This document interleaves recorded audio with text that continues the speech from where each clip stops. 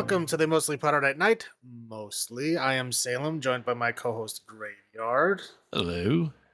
This is episode 108 of our weekly All Things Horror podcast. We've come to the end of the barbecue. Seems to be nothing left but bones, fat, and gristle. Mm-mm. But wait, what's that? A full rib buried under the potato salad? That's right. We may still have a couple of good bites left of this Texas barbecue, and maybe some that should have stayed in the trash can. Yeah. This week, we conclude our viewing of the Texas Chainsaw Massacre franchise with the last three in the franchise so far. And that is the 2013 Texas Chainsaw 3D, 2017 Leatherface, and the 2022 Texas Chainsaw Massacre. I think they need to get more creative with the names. What? I mean, we've had like 4 called Texas Chainsaw Massacre, 2 called Leatherface. Right. Like, get more. You can do more things. You can do other things. I promise. No. So, yeah. There's, I don't know what you want to call it. Retcons and reboots and all kinds of things confusing happening. Timelines, I think. Yes. These 3 would be called. We were discussing, and we basically figured out that there is as many timelines in the Texas Chainsaw franchise as there are in the Halloween franchise, which is 4, possibly 5 timelines. Yes. Which is pretty impressive. Right. So, we'll start off with Texas Chainsaw 3D, which wastes no time retconning the original movie. So, on Halloween at least, they never tried to retcon anything in the first film. Right. They retconned the second movie, even though it was like made like right after it with the same exact people and everything. They sometimes retcon that one, but the first one, they don't. This one, they do. They literally retcon things in the first film that did not happen. Tons. Yeah. So, literally the opening scene here. I'll start off with Texas Chainsaw 3D in 2013. Now, we start off supposed to be directly after the first movie, but as we all know, in the very first movie, the only people that lived in the Texas Chainsaw murder house were 3 brothers, right? Yep. The older brother, the cook, the middle brother who was Leatherface, and I don't know, Goober. What was the the twins. The twin of Chop Top. Right. Well, and that one, Chop Top didn't exist. I guess they never said his name. He could have, I suppose. Yeah. But like they ran all through. Oh, sorry, Grandpa. I can't forget about Grandpa. So, but they ran all throughout the house. Like they went through all the rooms and stuff. Right. There was just those people. No one else was ever mentioned. No one else was ever seen. I'm pretty sure so much shit happened that if someone else was there, they would have appeared somehow. And no big tea ladies either. Right. Yeah. Nothing happened. So immediately, this is the first movie starts out with like the sheriff, having gotten Sally Hardesty's like report on what happened, shows up to their house knowing who they are. When in the first one, they clearly said that they never found who did it. Right? Yep. They never found them. They could never find that house. They don't know what happened. Right? And this one, the sheriff knows exactly who they are and goes directly to their house, knowing that it was them, the Sawyer family that did this. And again, in the house, there is now like at least 5 people that weren't there before. Yes. We got like 3 like hillbilly dudes all just standing around, and we get a mom lady with like a baby, which sure as hell did not exist before. And then of course, the older brother has now transmogrified into Bill Moseley. Yes, and one of the old dudes is Gunner himself, original Leatherface, right? And the old lady eventually becomes the original actress that played Sally Hardesty. Right. Yeah. Yeah, so it's like, yeah, there's a whole bunch of extra fucking people. Anyway, so the sheriff is like trying to get him to surrender Leatherface. Like, oh, just he's the one that did all the chainsawing and the killing. I guess I don't know what report he took, but that's what he say. He's like, give me the boy, and then we'll leave you alone. And so they kind of come to the conclusion of like, okay, I guess we kind of have to. We're stuck, right? So Yeah. they were about to like lay down their guns and about to hand over good old Leather. When the Junior, yeah, Bubba, whatever you want to call Jed, yeah, who the fuck knows? He's got a million names. Tommy, Yep. he had a lot of names. Anyway, so the good old boys show up, right? And we're talking, like literally, A cowboy posse. hats and Yeah. shotguns and riding in the back of pickup trucks and all that.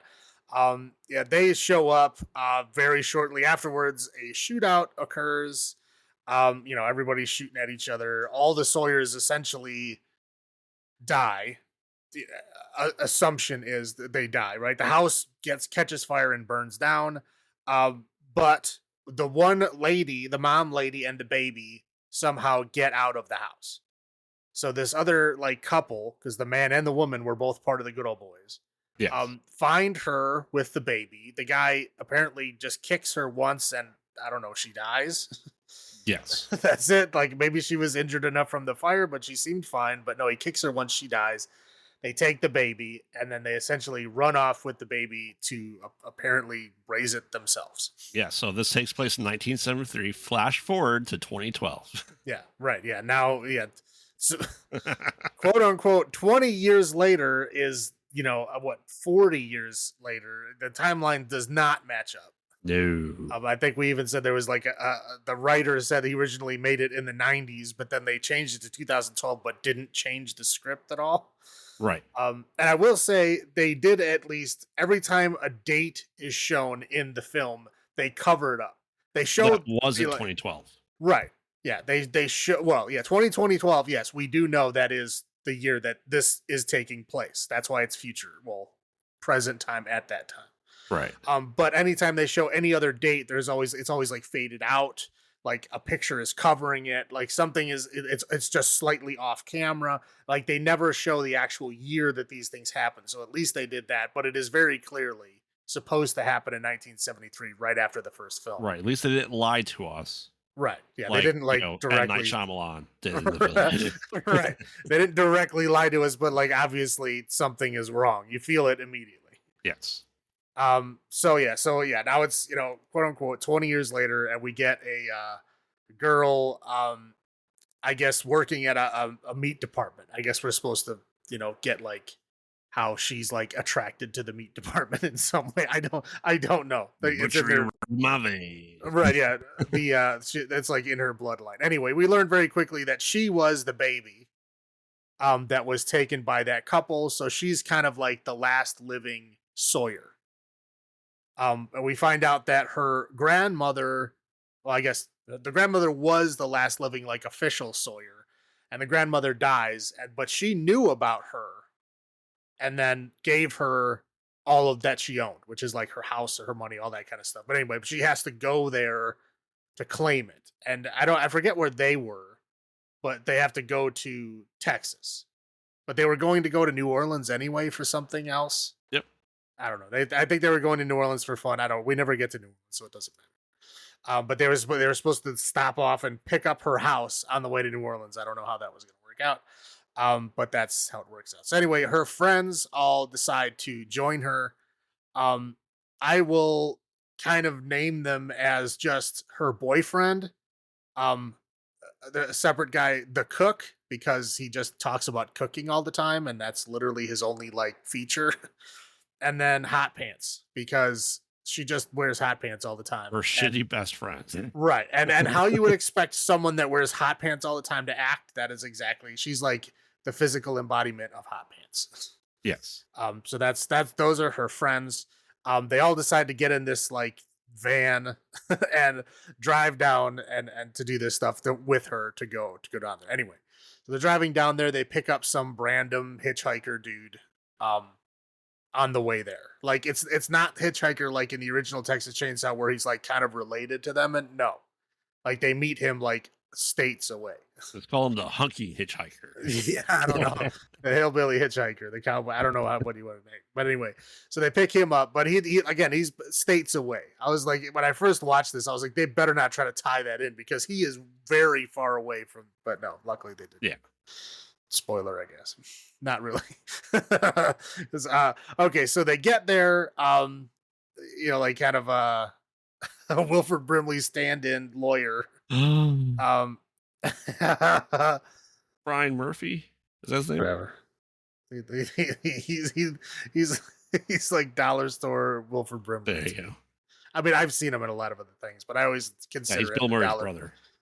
Well, I consider him the dollar store version of Wilford Brimley. Okay. Okay. That's what he is. So yeah, they get there. They have there's like a gate. It's like a mansion. And so this lawyer shows up and is like, "Oh, here's a letter from your grandma. Here's all the keys to everything. There's like comically huge keychain with another comically huge key on it. Oh, the giant skeleton key, essentially. Right? Yeah, it's like a comically huge like cartoon key on it.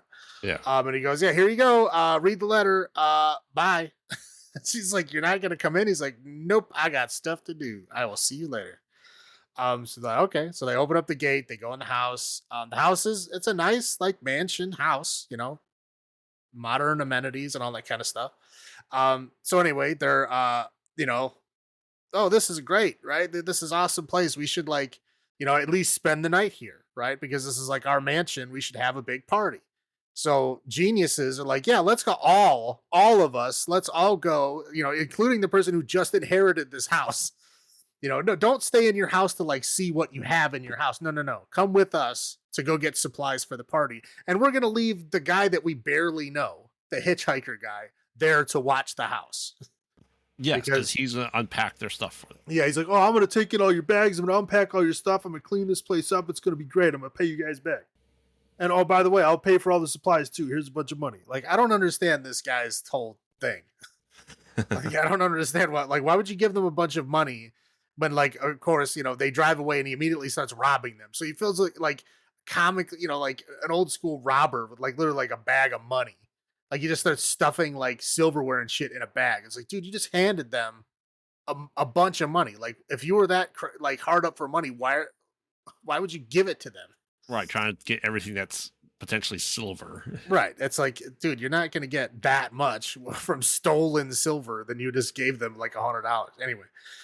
So he's going through the house and, trying to find all the shit to steal. He ends up finding a secret door in the kitchen that leads to what they call a butler's pantry or something, which is, I don't know what that, I guess it's where the servants would make the food so you didn't have to see them. Yeah, so you don't want to see them making your food. So then there's stairs that lead down to the basement, and the basement is a wine cellar / kind of old-timey office down there, and then there's a big metal door on the one side, and he's like, oh, what's this? So he's trying to get in the door and he can't get in, and he's like, oh, I'm gonna get in there, I bet you that's where all the good stuff is. And then almost immediately Leatherface appears and kills poor Mr. Hitchhiker.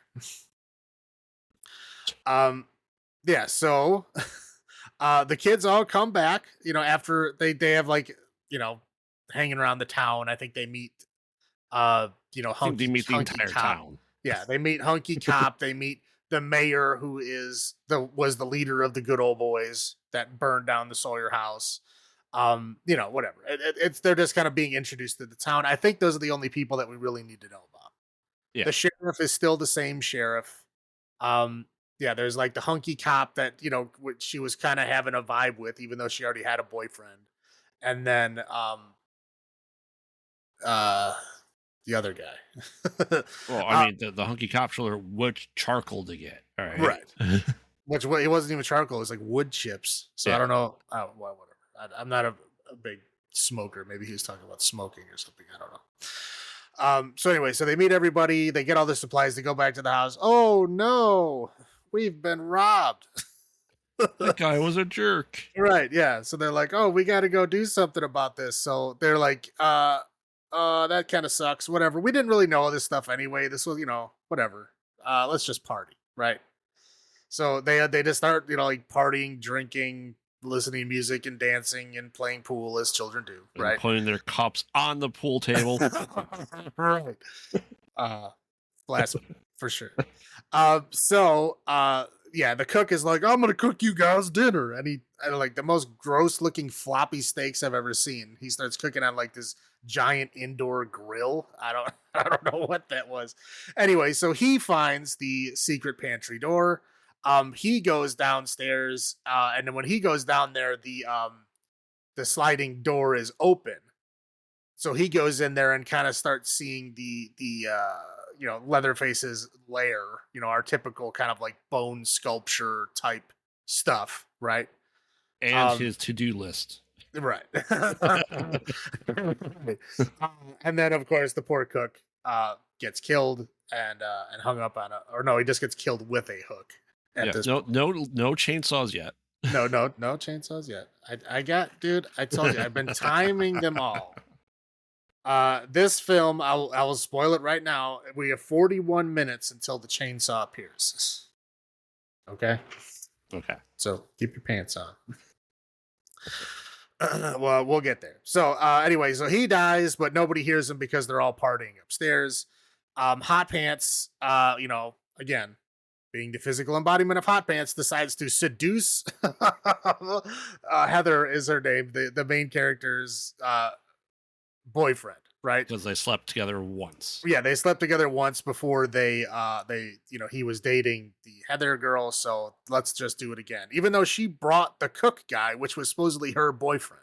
Yes, and this is her best friend. Yeah, again, this is what you would expect Hot Pants to do, Right. which is why I just call her Hot Pants. So anyway, so they're like literally like he doesn't even put up a fight. He just goes, okay. Well, you're here and naked. Yeah, and he's like, oh, okay. Well, I guess there's tequila. I can't let that go to waste. So yeah, they kind of cut away. Heather is like looking through the house while this is happening, and she finds a dead old lady, like in an upstairs bedroom, and it's like, oh, did they just like not bury her? Like she saw the grave earlier, like Yes. she was clearly buried, and then like she looks out the window and you see the grave has been dug up and the coffin is open. Yes. So at this point someone has dug up the coffin and taken her body out and placed it on a chair in her bedroom, which is great. So she finds the old lady, and then Leatherface kind of comes up behind her and just grabs her. Doesn't like hit her with a chainsaw or a hook or a hammer like he does everybody else. Her, he just grabs. So she wakes up downstairs in Leatherface's lair. The cook kind of wakes up and realizes that she is there and kind of sort of tries to save her, which doesn't work because he gets hung up by a meat hook and then chainsawed in half. This is where the chainsaw finally appears. He gets chainsawed in half. Heather runs away. Now, I don't know what is wrong with her, if she needs new shoes or something, but she literally falls every 2 feet. Yes, Like she she's falls up getting the over stairs. She's like, is she getting over the foot tall fence? Right, yeah, she falls up the stairs. She falls just running in the front room. She falls coming out of the front door, and then she falls trying to jump the fence to the grave. Like She that, literally a falls foot. like Yeah. 5 times. And then she's like limping around. It's like, yeah, you've limped, you've fallen down 5 times, but like she was not limping before that. I don't know what their problem. Because she's Anyway. 39 years old. Yeah, well, true. So she gets to the graveyard, and then Leatherface goes to the graveyard and of course is revving his chainsaw as kind of trying to play Marco Polo, I guess. So he's like manages to find her in the coffin, starts chainsawing the coffin, and then boyfriend and Hot Pants, clearly like mid coitus, come running out, buttoning up their pants. They hear the chainsaw and then run over there and they go, "Hey, what are you doing?" See a guy in a chainsaw, and then like of course, run away as you do. They all somehow get back into the van, after it starts and stops and stalls a bunch of times. They try to crash into the gate, which doesn't work. Well, because they're crashing into it the way it doesn't open. Right, yeah, that was funny because they're expecting it to open like it does in the movies, and it doesn't, which is funny. So yes, anyway, they get, chainsawed in the van. When they finally get away, the van gets chainsawed through like the tires and stuff. It makes it like, I don't know, 100 100 yards down the road and then just flips over. Yes, as it does. Right. So yeah, the van crashes. The boyfriend dies in the crash. Like literally his neck is like cut on the windshield glass. He's dead. Yes. Leatherface comes and attacks the van. Um, so it's Heather and Hot Pants. I guess she doesn't realize that Hot Pants is wearing her boyfriend's shirt at this point. It doesn't I was, matter anymore. I know. That's what I was thinking. I was like, she doesn't notice it's his shirt. Then I'm realizing, yeah, she's getting chased with a chainsaw. That's kind of a conversation for another time, right? So yeah. So anyway, so they do that. So it looks like Hot Pants gets killed at this point because she kind of Heather tries to distract him away from Hot Pants, which doesn't really work because he still like attacks her with the chainsaw anyway, and then chases limping Heather through the forest, and then they get to a carnival. Well, that was mentioned in the title. Like, I heard you have a carnival today. Yeah, well, sure Right. do. So they come to the fucking carnival. So Heather jumps the fence. Leatherface literally chainsaws his way through the fence. We get a little kind of wacky Saw reference where we see a guy in like the Saw robe with the pig mask with one of the fake chainsaws, get kind of scared away by Leatherface with the real chainsaw. Wackiness ensues. So they chase each other around some like fucking carnival rides for a while. Like She hangs literally, onto a Ferris wheel as it goes around, expecting Ferris that wheel and Leatherface wasn't the going to be there when fucking she doesn't move. the zipper and the tilt-a-whirl and the gravitron. They didn't do those. It's just Yeah. so they do all that kind of stuff, and then the hunky cop guy finally shows up and shoots at him, and then Leatherface runs away. And then they bring her to the police station. And the good old boys, the mayor and the rest of the good old boys realize like, oh, the Sawyer's back. Like Leatherface is back. The guy with the chainsaw, like somehow he survived.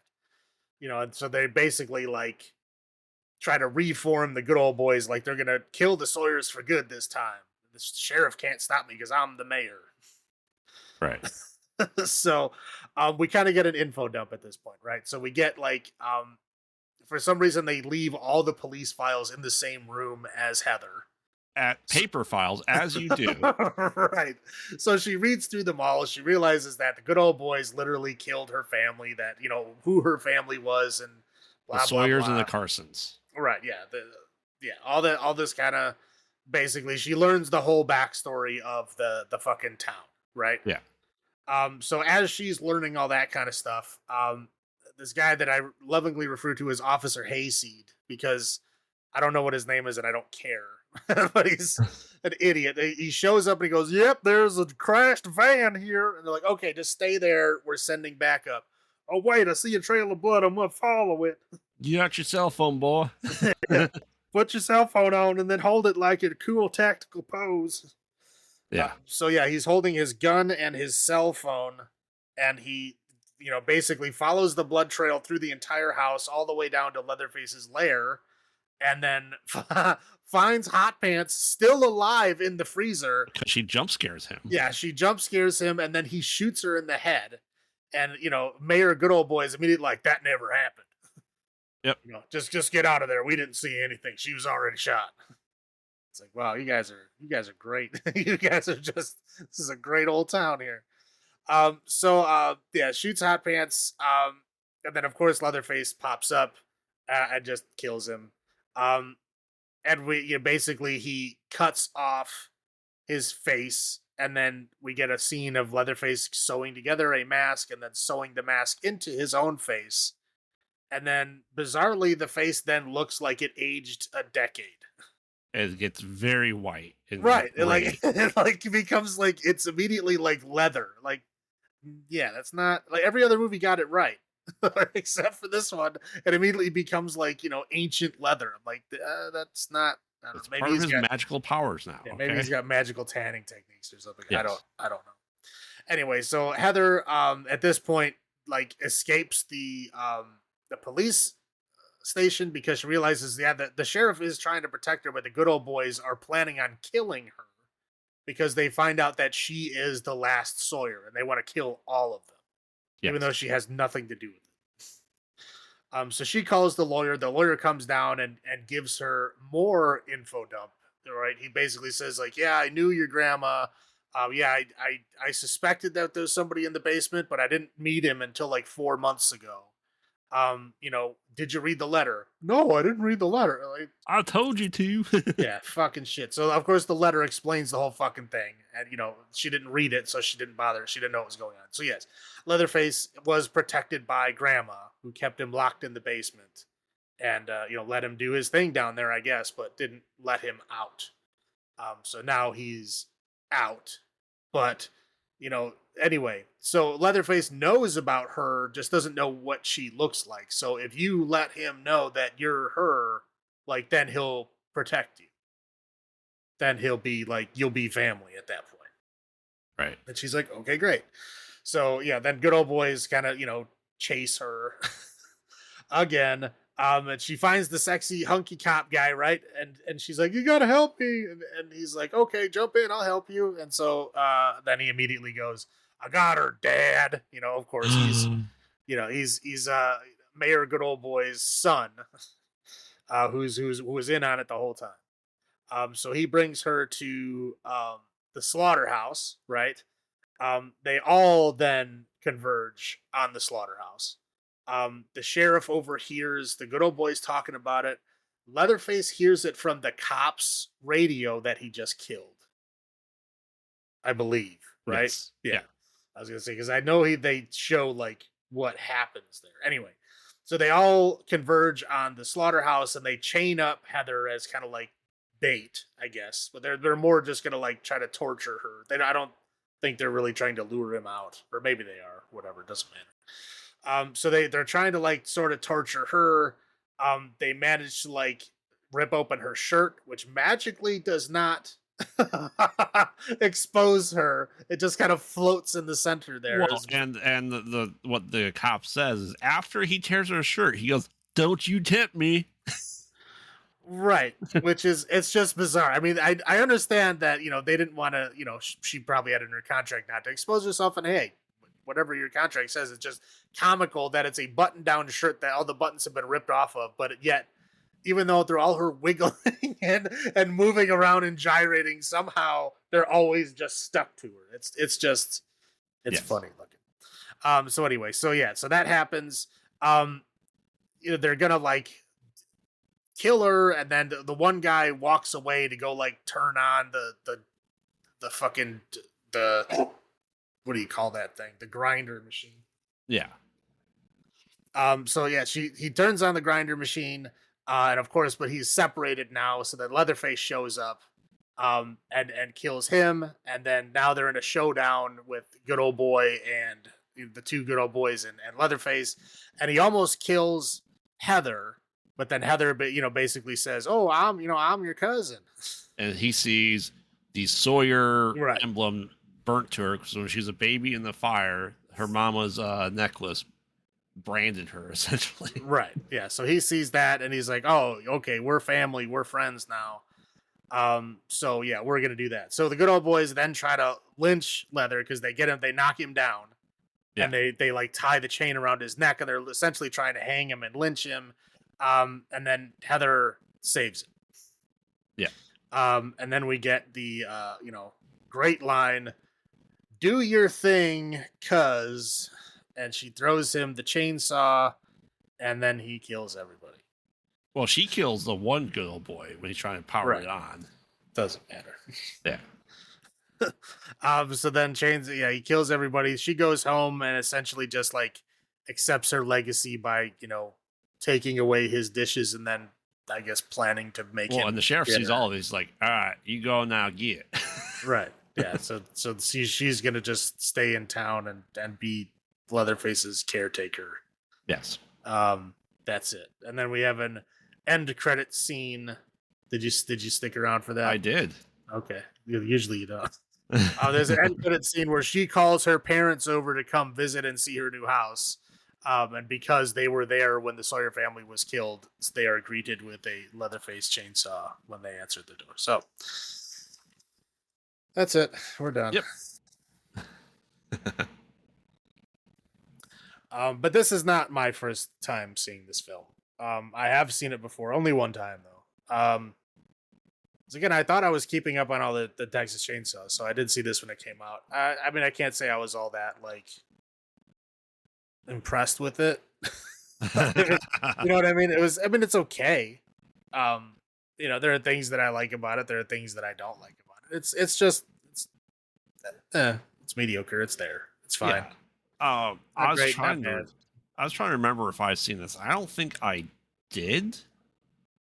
But now revisiting it, almost 13 years later here, I'm going, damn, this is in that middle of the horror 3D world, which was awful for 3D movies. Right. I mean, it's not the worst of them. It's not great. I mean, it's at least the blood wasn't pink water like Saw 3D. Correct. Yeah. I mean, some of it was good. I think they I don't know if this is it's kind of a high, I guess. Sorry. Well, Nicotero's back. Right. Well, I'll talk. Yeah. Why don't you start with your highs then? Okay. I will say, Alexandra Daddario is a very attractive young woman. I do like her.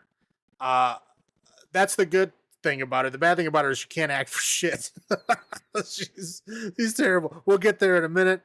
Just saying, she was good at the time. She was like the perfect kind of emo girl, because they're not even really goth at that point. Right. Yeah, she has the what do they call that?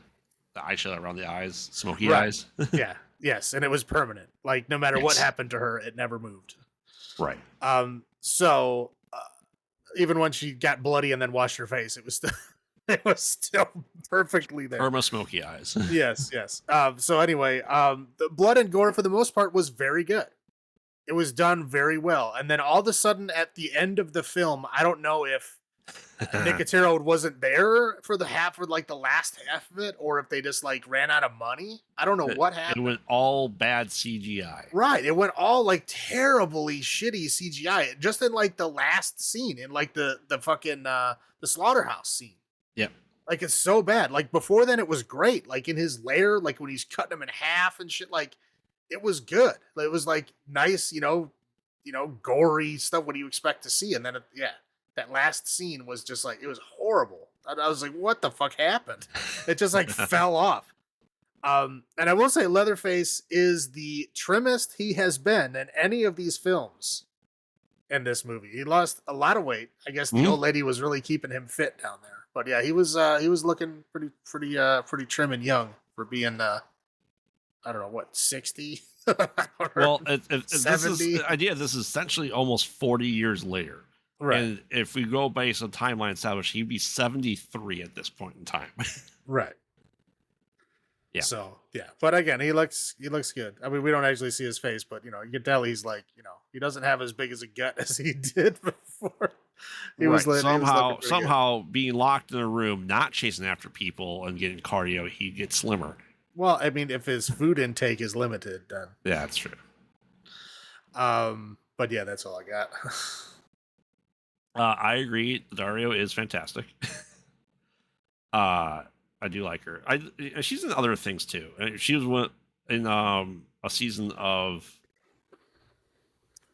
that one show with Woody Harrelson that has different characters each season that you like on HBO. True Detective? True Detective, yeah. She was in the season of that. I mean, I don't think she does a bad job. I mean, she fits the, I'd say, ditzy final girl role pretty well. And like I said, most of the time she fills in okay, but there are some lines that are so comically bad. Well, yes. I mean, her line of, about cuz is almost as bad as how you like them peepers, bitch. Yeah, it's like, do your thing, cuz. I'm like, are you fucking serious? You could have said anything else. Yeah. I agree that the effects for 90% of the movie were fantastic. You can tell Nick Darrow did his work. Like I said, they had to do something. I have a theory of that something of why it's so bad at the end. I'll get into that. And the downside. I found it was interesting that they had Gunnar Hansen and the original Sally Hardesty as Verna as grandma, and then Bill Moseley back just to get shot. Yeah. But it was interesting to see the OG cast that was still alive coming back for this, at least. Even John Dugan was there. So I appreciate that. It's interesting that they have the hitchhiker. Now, at this point in time, we've seen, this would be the third hitchhiker that we've seen. One of them being the, Nettles, which is great. And then we had, Rose from the first one from the remake from 2023. Like, okay, how's his hitchhiker going to go? Is he going to be crazy? Is he not? Is he going to be like Viggo Morrison? Is he not? We don't know. And now he's just a scumbag. So yeah, a scumbag that handed him a shit ton of money. Like, yes, when he first gets in the van, he hands him a bunch of money for gas and shit, and then he hands him a bunch of money for supplies. Like, okay, if you already have all this money, why the fuck are you stealing silver? Correct. Like, what are you thinking? Right, but it's just an interesting ploy because Hitchhiker has been in a few of these, and now we have a different version of Hitchhiker at least. So it's not treading the same water, so I do appreciate that. All right. I'll go into my low points. Obviously, Dario is not 39. She's like 22. So we talk about the confusing timelines and all that stuff like that. We did, while doing research, as we discussed, that this was supposed to take place in the 90s. And they go, you know what? No, let's not do it in the 90s. Let's make it 40 years later. And everyone's clearest thing is like, the timeline's wrong. There's no doubt about that because those people that were in like the good old boys will be old as hell as well. And I don't even think they aged 20 years for them, even if it was only 20 years. What, the sheriff got a haircut? Yeah, the sheriff got a haircut and the mayor got a new hat.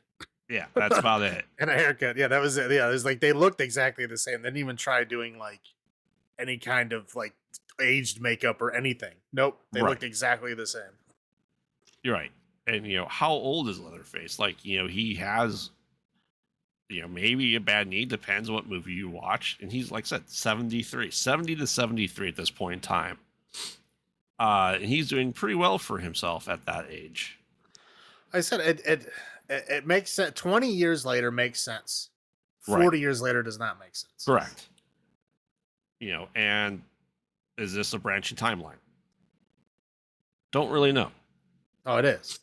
I mean, yeah, but there's no way around it. They retconned the first film, so basically the first film in this timeline somehow ends up differently. The first film was not canon in this timeline.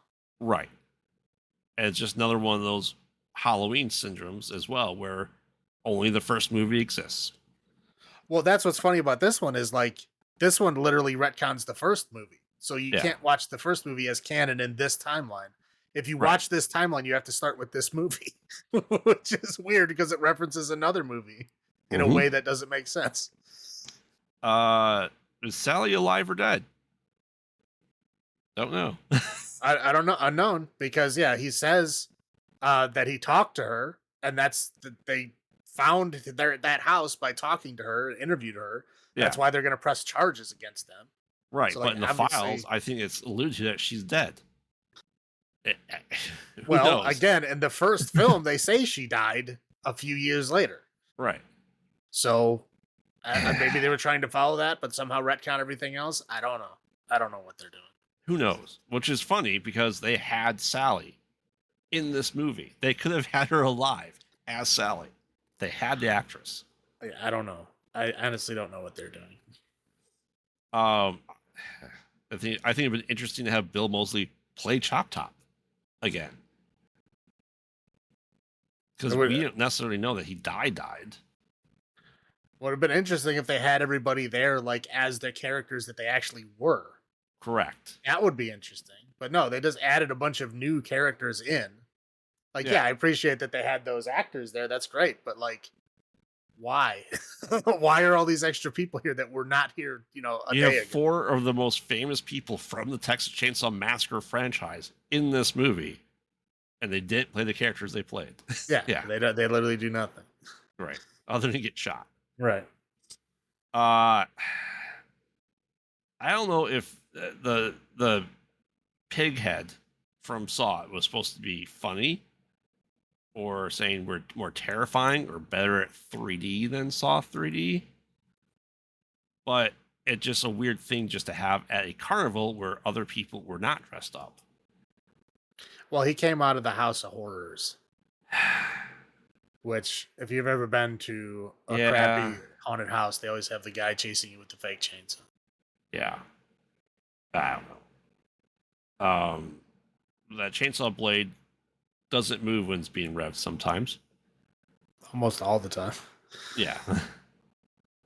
So it's just everything was kind of just a mess overall, I'd say. Those are my low points. What about you?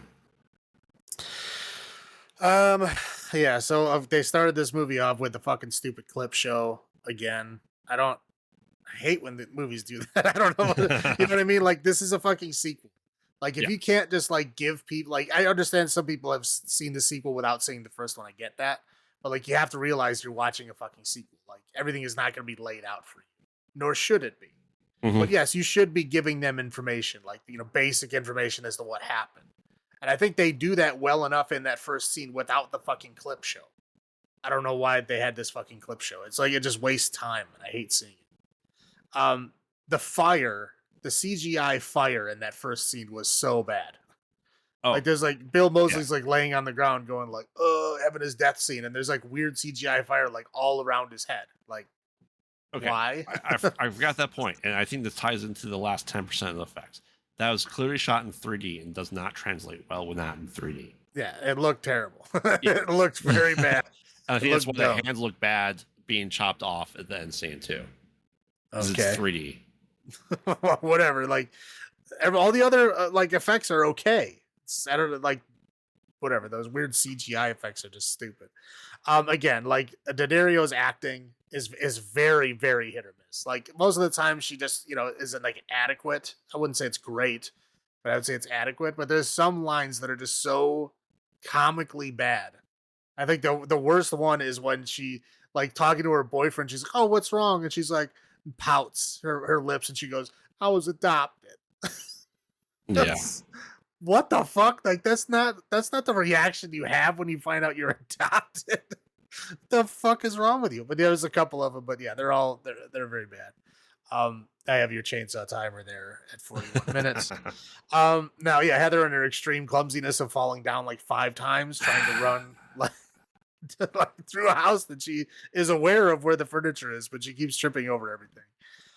The whole carnival scene is just bizarrely out of place. I don't know why it's even there. Like, you could have had that without a fucking carnival. Like, there's no reason for a carnival to be there other than the guy like likes carnivals. Well, I mean, there would have been purpose if he killed people at the carnival, but he didn't. Right, he didn't do anything. Like, there's nothing there. It's a scene for him to chase her around. They could have done it in a fucking barn. Yep. They could have done it anywhere.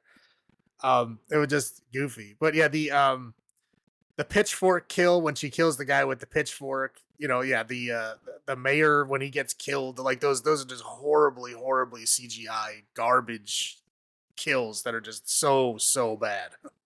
Yeah. Yeah, it looks like a kid like fresh out of fucking animation school. Was given, like, we don't have enough money to actually buy a real effects, so you're gonna have to make do it with what's comes with the default program. That's what it looked like. It was very bad. And then of course her great line of "Do your thing, cuz." Fantastic. Hell yeah. That's it. So, Texas Chainsaw 3D 2013. You want me to go first? Do you want to go first? Why don't you go first? I'm trying to figure out where I'm looking at the past ones, like where I want to put this. Yeah, like I said, this one is very middle of the road. It's very generic, I guess. There's not really anything I mean, there's a couple things that I like. Like the whole Leatherface kind of being a prisoner in his own home, but being cared for by some old lady. Right. Is interesting. Like D'Addario was good for the most part. I enjoyed her. Yeah, there's some good things, some bad things, but overall, I don't think it quite lives up to the other ones that are the middle of the road ones. So I'm gonna go 4.5. Just Yeah. under the other mediocre ones. Yeah. I don't need to see this movie again. I'm good. I think I will stick with probably one, two, the 2003 one, maybe 2022. That's about it.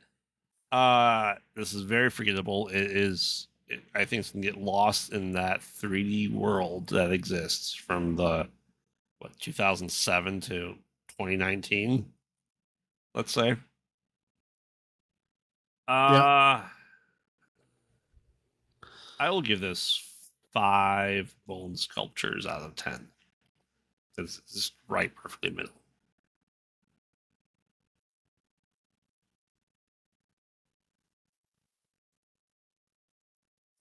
Okay. So now we move along in the timeline to 2017 to the just singularly named Leatherface. Which is a That, sequel to the sequel, which is a prequel. yeah, I called Chainsaw 3D. I call a retcon sequel, Uh-huh. right? Because that's what it is. So this one is the retcon sequel prequel. Right. So yeah, this is a prequel to Texas Chainsaw 3D. So it's already in that timeline, which is technically not even the original canon timeline. So it is in the same line as the 2013 one, but not in anybody else's. So Yes. So we are essentially introduced to uh Jedediah. Jedediah. At his Jedediah, just call him Jed. Jed at his birthday party eating, let's call it a human scrapple birthday cake. Ugh.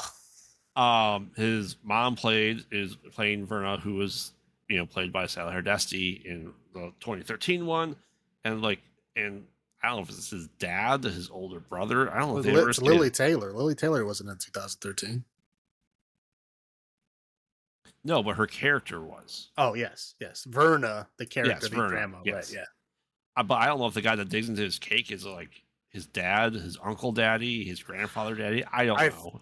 That is supposed to be that like because the one kid with the Confederate hat has the birthmark on his face. That's Nibbles or whatever the fuck that guy's name is, the hitchhiker dude. Yeah. So the other guy has to be Drayton, has to be the older brother, When the guy he that's the kind of cook. looks like, okay, I'll point this out there. He looks like a younger Bill Moseley, Right. which is But who played that character, you know, who played in Dribbles' 2013. twin brother, right? But that's not. Yeah, he's supposed to play the cook as a younger man because the cook was the oldest brother. Yeah. So yeah, it's supposed to be that guy, the kind of the ringleader, shitty guy, Yeah. is Drayton, the cook, and Right. then Jed is whatever, and then yeah, Bud. the guy, the short kid with the birthmark on his face with the Confederate hat is supposed to be Nibble. What the fuck? What is his name? Gribbles? Nibbles? I don't know. Nettles. Nettles something. Yeah. Yeah, but Anyway, that's like, supposed to be him. we gotta feed the thief first. And then you see a guy cop, I don't want your filth pig, you're your filth family. And they shove that cake in his face. And then like, all right, here, Jed, here's a chainsaw.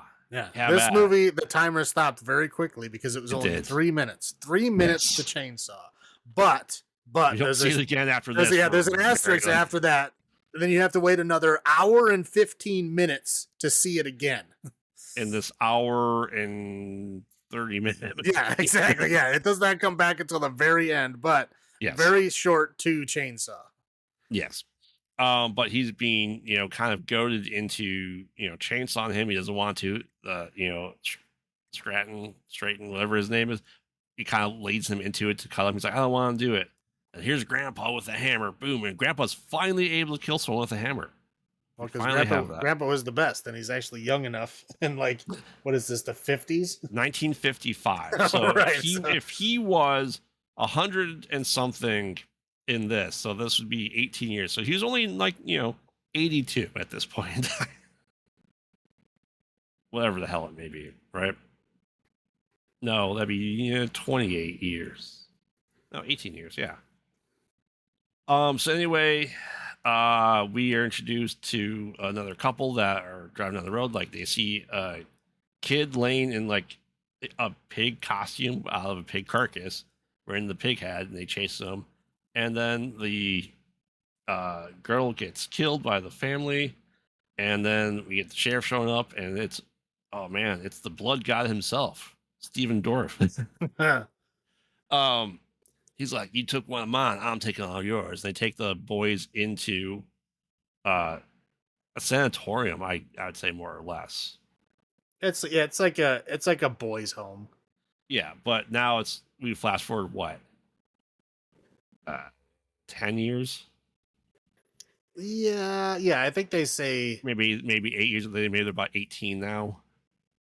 Well, whatever. Yeah, whatever. 10 years is fine. Yeah, I'd say 10 years before Texas Chainsaw. So it'd be, let's say, 1963. Sure. Oh, it says 10 years later. Never mind. Okay. So they renamed Jed to Jackson. And well, hold on. Nobody knows that yet. Oh, you give the whole movie away. It's pretty obvious. No, it's not. What are you smoking?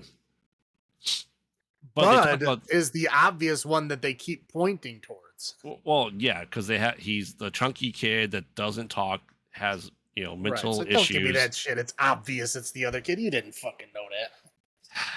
Okay. Full of shit. And he has the long hair like Leatherface. So yes, you would be thinking it's him because he's the quiet one, and Jackson that's there is the talkative one. And they even point out that like Verna changed her name just for all this stuff. So anyway, we get a new nurse. They make a point saying that when they bring them into the system, they change their names so that their families can't find them on purpose. Right. So that's why they're going by other names. Now, Verna changed her name too to match up with the 2013 movie. Verna got married. Because when you listen to the conversation when she's talking to the head doctor, he's saying just because you married into money doesn't change who you are. He's still calling her hillbilly trash, even though she's got a rich husband now. So yeah, she married another guy. That's how she got her name, but she actually got money. That's why she had the mansion.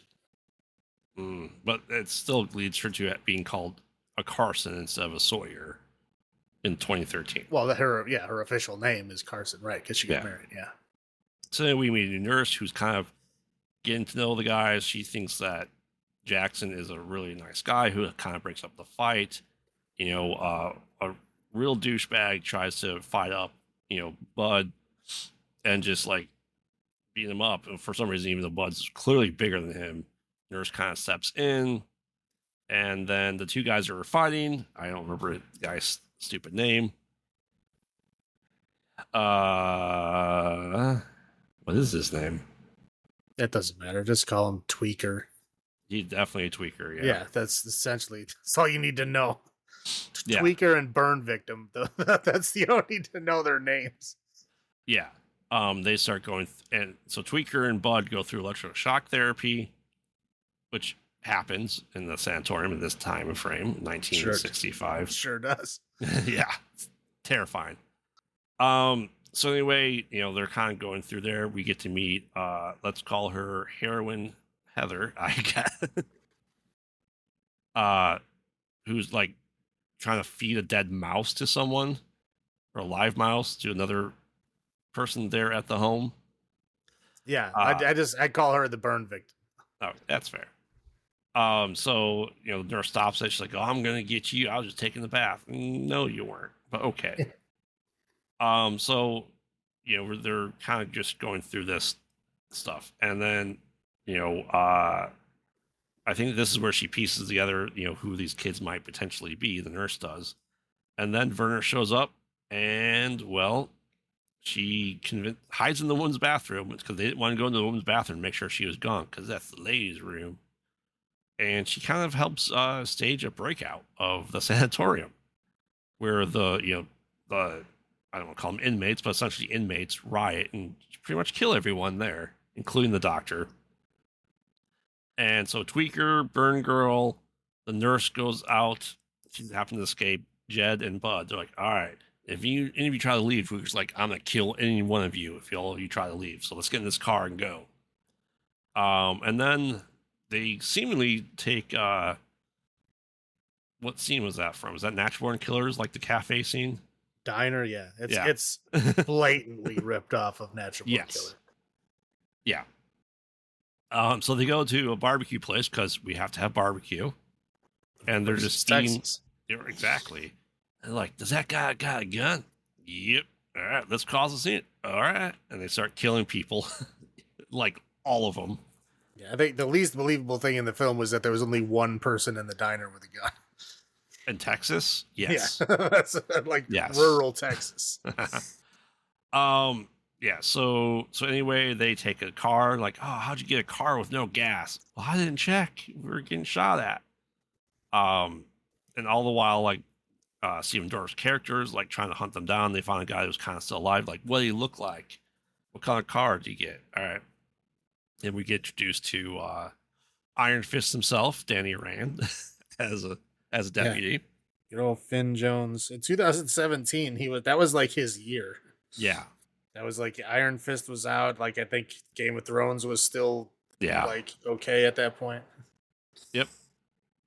So like, well, if you find them, you shoot them first, and then God will sort them out. So they kind of, are walking let's call them the Devil's Rejects, are leaving the diner and find a trailer where a guy had killed himself. They're trying to hide out there. While they're escaping, Bud got shot in the side, so he's kind of bleeding, and the nurse takes care of him. They're like, and we have a boning scene between Tweaker and Burn Girl. And don't forget the third one. Oh, yes, and the corpse of the guy that hung himself. There was menage a trois, right. Not by choice. Menage a trois of a corpse, yeah. But anyway, so they're trying to escape, figure out how to leave, and they're like, oh, we have to have, take watch. They let Bud do the first watch, which, okay. Not a good idea, and you'll see why. But anyway, they try to escape. Tweaker goes out there, and kind of just fights Jackson a little bit, but then, Bud comes along, makes him buy a rock, and then stomps his head. And you're like, all right. He's clearly going to be Leatherface because he now has that murder tendency, as he killed a couple people before. But I thought it was so obvious. It was. You're full of shit. I'm sorry. I figured the skinny kid was still the skinny adult. But anyway, that's going on there, and so they find Tweaker dead. And, the girlfriend, I guess you want to call him, Burn Girl, starts chasing after them. And then the sheriff show up and, well, they promptly is like, hey, get in here. I can't find you. And then kills her because, this is still potentially people tied to the death of his daughter from 10 years before. Well, with Burn Victim Girl, I think that one was probably justified. Oh, I agree. She was a fucking psychopath. Yeah. Oh, absolutely. So anyway, I'm trying to think of what happened. So, anyway, they're trying to hide, and the nurse goes running away to like a cop they see over the bridge. They go up there. He has his gun out, and then Bud attacks him and then gets shot in the head, dead. They're like, oh shit. And that kind of causes Jackson to break, and we kind of find out that this is not good for him. He's quite upset, and they kind of just go back into his house. And because, well, the sheriff captured them, right? Well, they were running away from the sheriff. The sheriff shot him in the car and like shot Oh, through his whole mouth and like literally yeah, blew his like face apart.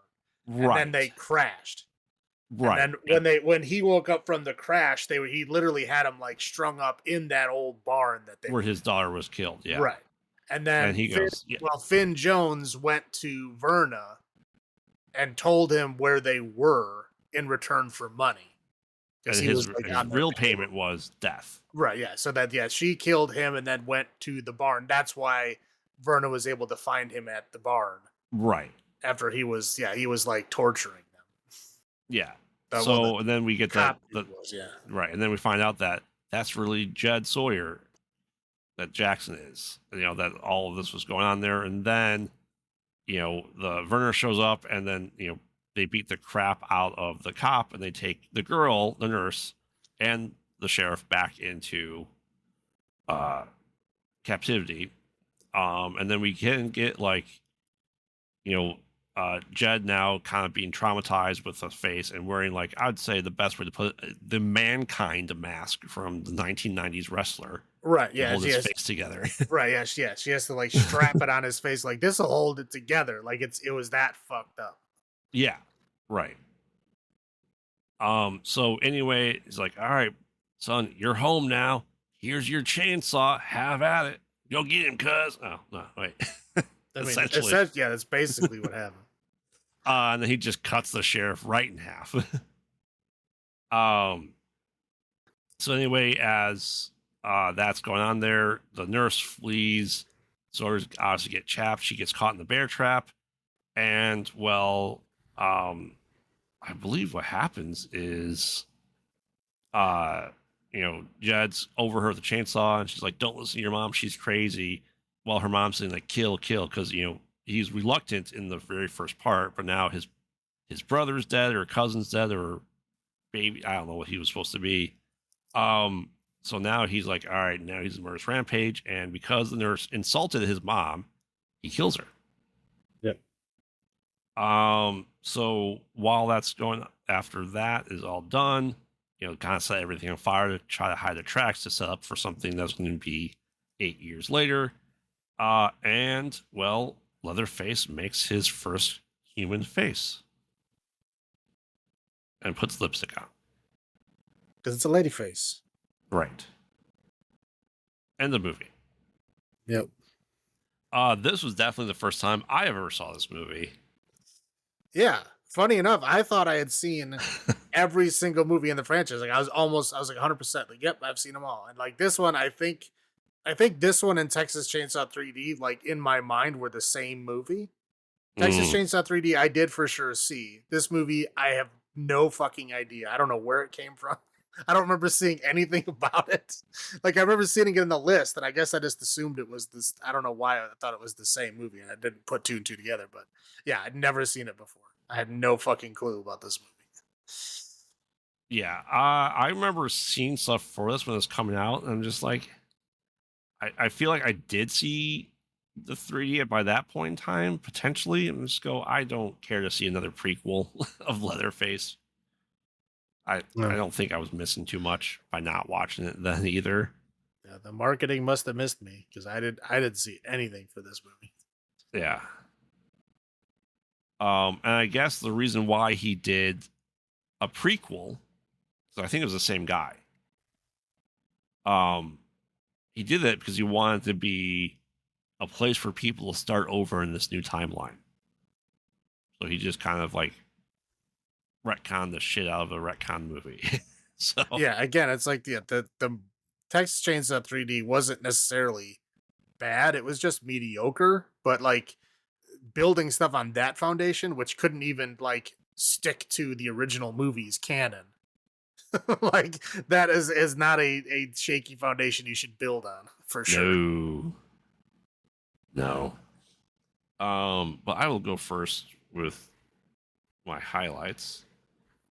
It's got to be the only time I've ever seen a sequel to a prequel, sequel, remake, and a prequel to it.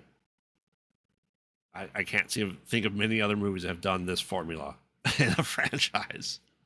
Well, I mean, yeah, we kind of get that same thing with, um, the reboot in 2003 with the prequel sequel in 2006.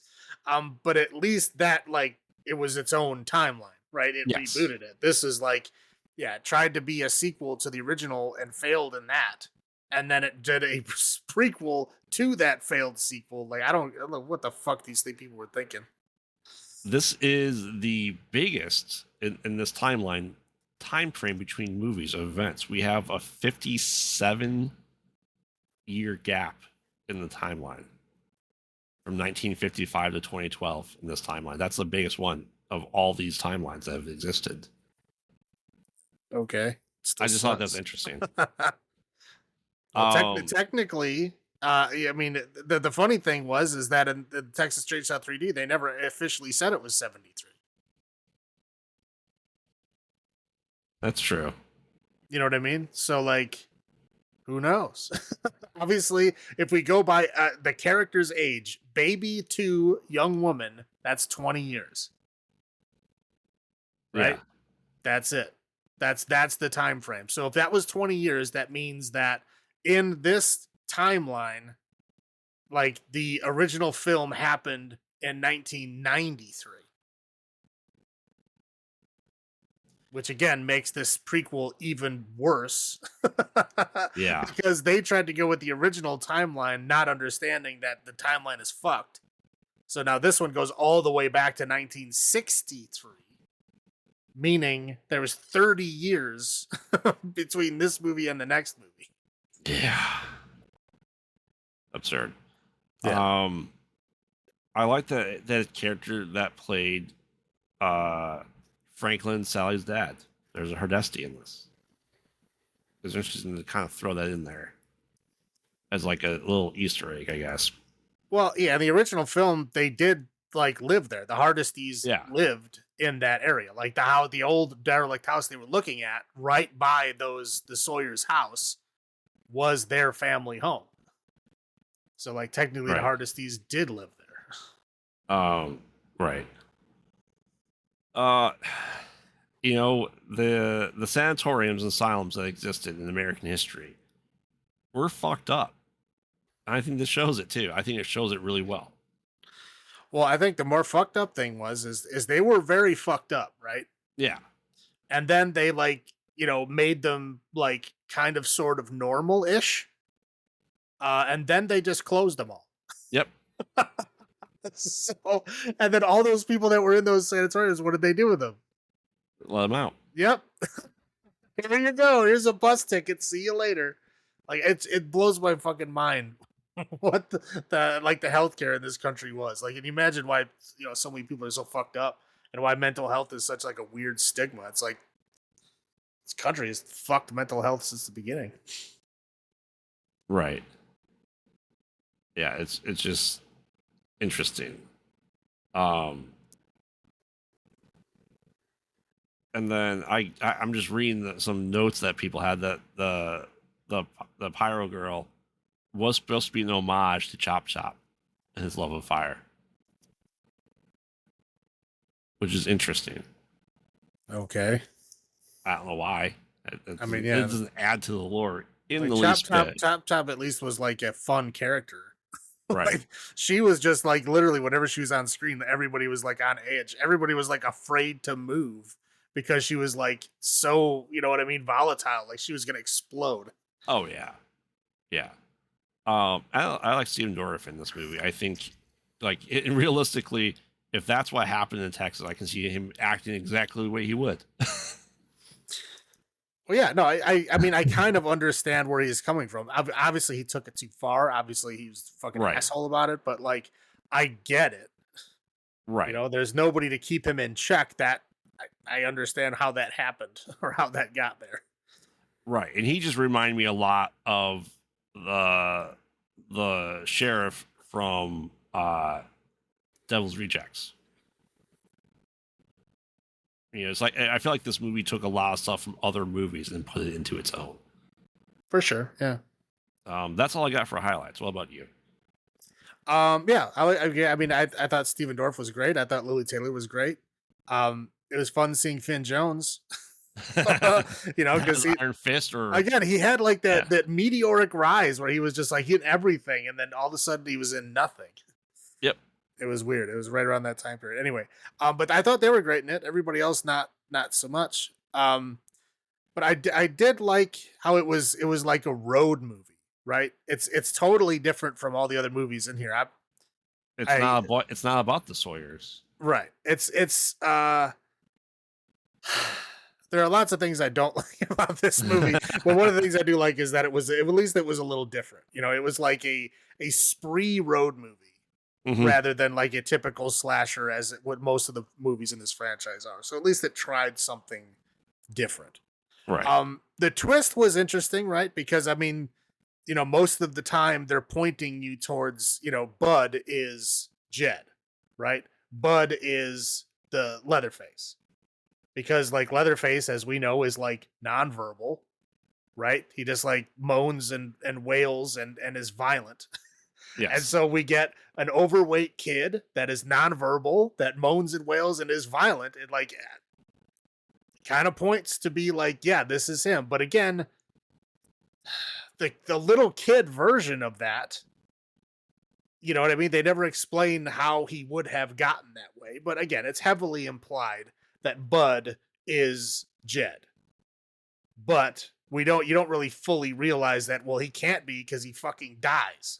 Right. He gets shot in the head, and you're like, okay, so the other kid is fucking Jed? Like, why is this skinny kid that's like has all these like morals and is worried about hurting people and worried about doing bad things and blah blah blah? Like, how the fuck does he become Leatherface? I don't think they really answer that question well.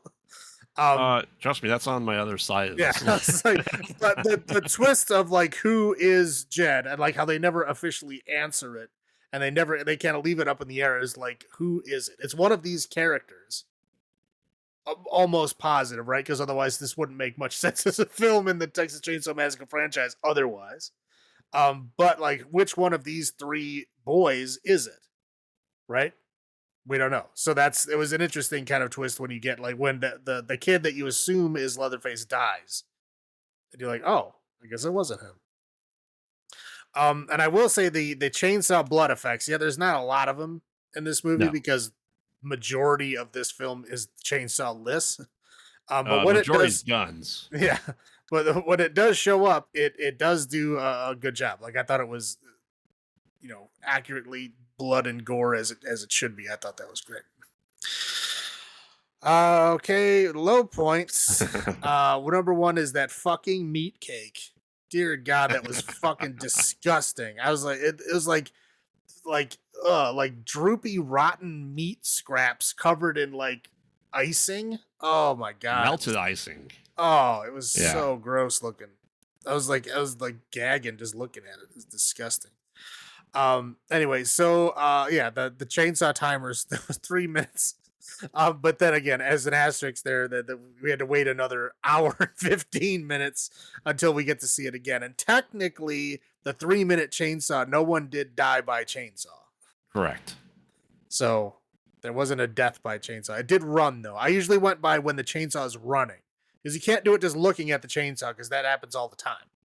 Right. But when it's running and actually being used, that's what the timer is going by. And that is technically 3 minutes. The fucking shaky cam in this movie is all over the place. Like sometimes it's there, sometimes it's not. I understand. I think they're trying to like show like it's a stressful time, like they're running, they're scared, whatever, like shaky cam. But like, why?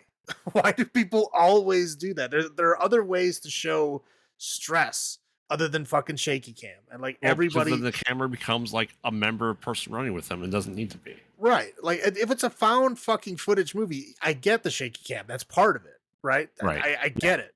But like this is a film it's shot as a film. What's with the fucking shaky cam? Just stop it. Everybody knows steady cams are cheap as shit. You don't need the shaky cam. Just stop it. So many movies have it and it bothers me all the time. But again, yeah, the natural born killer scene, like they ripped it off like 20 years later. Like Come on, guys. You can do Yeah. better than that. This is an obvious fucking ripoff. The necrophilia was completely unnecessary. I don't know what they were going there. Like, burn victim was already insane. Yes. Like, she was already like shown to be like extremely jealous, extremely violent, like just homicidal, maniac essentially.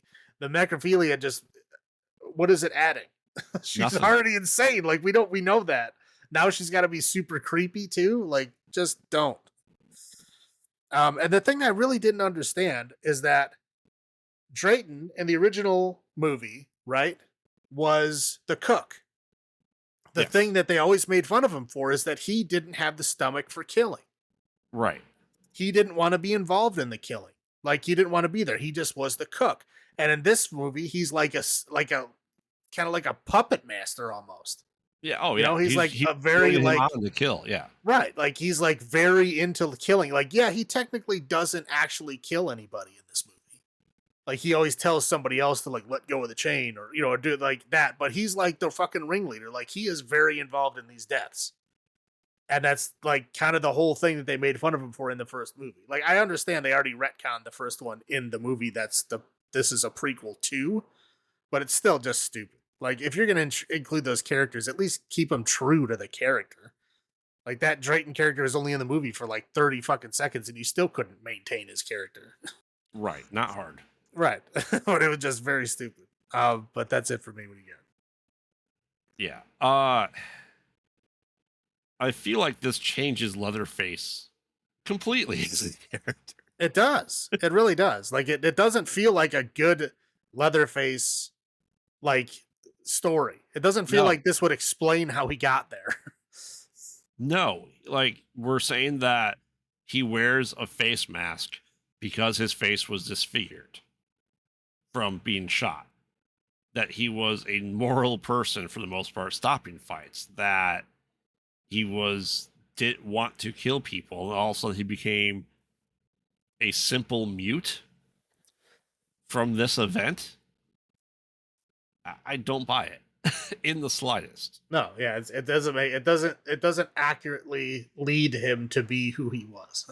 No, it's to me, it just creates another timeline that is not necessary to the story in any way, shape, or form. I feel like this was too clean of a movie. Again, not as grimy and gritty for. I feel like it was 1955 or 1963 or 1965 at all. Did you want like the Beatles to show up and do a concert or something? Yes. What were you looking for? Just so I really want people to embrace the art style of the 70s exploitation movies if they're going to do stuff with it in that era. That's all. 50s. They didn't really. Yeah, if they did 50s era stuff, it would be like they'd be wearing like spaceman costumes with gorilla masks. Hell yeah. I want greasers. This is rural Texas, man. I know. They don't got that stuff in rural Texas. I know. Okay, so like I said, it essentially creates a new timeline, in my opinion, hands down. So I don't like that at all. It just really took me out of the movie completely. And just like in 3D, when he creates his face mask, it's immediately gray. Right. Immediately gray again. So either we have the pure like baby powder white from number 4 or gray. None of it's ever like skin color. You know what I mean? I mean, there are a few. Like in the reboot, the 2003 one, when he cuts off her boyfriend's face, his face is freshly skin colored and bloody. But not this. No. Yeah. Yeah. In this timeline, there, I don't know, skin immediately rots as soon as you take it off the face. Yeah. Like I said, and it felt like it was ripping off of Devil's Rejects, obviously Natural Bone Killers, as you talked about with the diner scene. Yeah. Easily there. And once again, it's not really implied that the Sawyers are cannibals. I don't know. To me, it takes away the mythos of the family even more. Right. Well, yeah, like the meat cake in the beginning could have easily just been meat scraps because they all worked at the slaughterhouse. Right. And that's all they can afford. I Right. get that. Yeah. So yeah, not necessarily human meat. Like they didn't show like a finger in it or anything. Right. But So they also go, you have a pig farm. So they're eating pigs. in theory, yes. In theory, yeah. I said, I didn't need an origin story of Verna Carson in the slightest. No, again, yeah, like you said, it's a very pointless prequel. I don't know who was asking for this kind of film. No, I don't think anybody cares. I don't understand. Either they have to remake the original now, or they have to dilute the timeline and change the characters completely. No one can just make a flat out sequel after Next Generation or New Generation, and that's the problem. No, but well, I mean, yeah, it's kind of a spoiler here for the next one, but I think the next one does a good job of just being a sequel to the first one. And without that's it. Changing anything, yes. Right. Yeah. Nothing is it just followed the canon of the first one. Shocker, right? You can do that. Right. And still make a movie in the future. And I think it did a great job with that. And that's part of the reason why I liked it. I mean, if I was to ever be involved in a sequel, I would have to include 2 because I love 2. And 2 was again done by Toby Hooper, right? It's the same people. Like you kind of, if they make their own sequel, you kind of have to follow that. But I guess people don't in the Halloween timeline either. So no, but like I said, the movie is worse for it. So, oh yeah, this movie is yes, not good. Yes. So, is that all your low points? It is, yeah. Okay, so Leatherface 2017 Graveyard. How many bone sculptures out of 10? 2. That's fair. This is an awful movie. That is fair. Yeah, I will say again, it is definitely the lowest out of all of them. Total. Yeah. Like it is just not good. And so I was looking back, the lowest I gave was the 3, and I gave a 4 to number 3. So it's definitely lower than that. I don't know. Is there anything redeemable in this movie that I like? Kind of. I mean, I don't know. Not really. No, but but it's lower than 4, so I'll give it a 2.5. 2.5 bone sculptures out of 10. Okay. So now we move on to Texas Massacre 2022, as we kind of alluded to here. This one ignores all the other timelines and goes back to the first one and becomes a sequel to it. But the interesting twist there is that it is taking place in our modern day. Yeah, of 2022, right? So it is 50 years from 1973 in the the 2022 timeline. So yeah, but it does stay faithful to that. Well, I guess there's one change that they did make. In that, in the original film, in the closing narration, they did say that Sally died like a couple years later. Yeah. And in this movie, she does not. Right. The timeline's confused again with whether Sally's alive or dead. But that's really the only thing they changed. They didn't change the fact that they couldn't find the house. They couldn't find Leatherface. That part of it stays. They said Sally also couldn't find it, but the only thing that they changed is that she didn't die in the mental health system. Like they said in the first one, she actually becomes a Texas Ranger. And hunts Leatherface for her whole life. And she's been hunting him for 50 years, which is just an interesting kind of twist. I'm not really giving anything away because they literally say that in the first scene of the movie. Right. So anyway, so walkthrough of the 2022 Texas Chainsaw Massacre. We are in 2022, and essentially what's happening is we get a group of hipsters. Yeah, there's a group of hipsters that are trying to gentrify an old ghost town in Texas. The old ghost town in Texas just happens to be the, downtown area that was closest to where the killings happened. Right. In 1973.